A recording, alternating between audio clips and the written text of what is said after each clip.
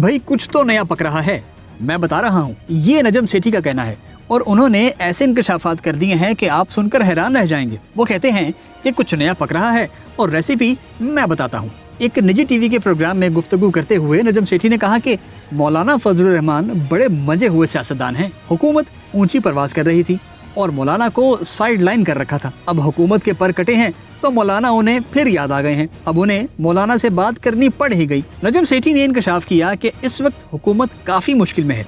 कुछ अरसे से मौलाना फजलुर रहमान अपनी नाराज़गी का इजहार कर रहे थे। मौलाना शिकवे तो करते थे, लेकिन ये भी कहते थे कि वो इमरान खान के साथ नहीं मिल सकते। उन्हें माजी में PDM की पूरी सपोर्ट थी, लेकिन जब इलेक्शन के बाद नई हुकूमत बनी तो उन्हें बिल्कुल खुड्डे लाइन लगा दिया गया। हुकूमत ने मौलाना को ज्यादा घास नहीं डाली। फजलुर रहमान के मुतालबात उस वक्त भी वही थे और आज भी वही हैं। हुकूमत को चाहिए था कि वो मौलाना को साथ लेकर चलती, लेकिन ऐसा नहीं किया गया। नजम सेठी ने कहा कि उनके ख्याल में उनके मुतालबात मान लिए जाएंगे। एक तो वो सेनेट की कुछ नशिस्तें मांग रहे हैं और साथ ही वो KPK की गवर्नरशिप मांग रहे हैं। मौलाना के मुतालबात पर गौर किया जाए तो उनकी बात समझ में आती है। KPK की गवर्नरशिप का मुतालबा बिल्कुल जायज़ है, क्योंकि अली अमीन गंडापुर किसी की बात सुनने को तैयार नहीं और आसिफ अली जरदारी का लगाया हुआ मौजूदा गवर्नर इतना बाअसर नहीं है। मौलाना फजलुर रहमान को अगर गवर्नरशिप मिल जाती है तो उनके कुछ फंसे हुए काम हो सकते हैं। वो एक स्टेक होल्डर बन जाएंगे। हुकूमत को अब एडजस्टमेंट करना पड़ेगी।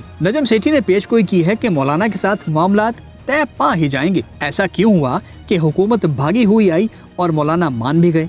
बहुत सी चीजें इससे लिंक हैं जो वक्त आने पर सामने आ जाएंगी।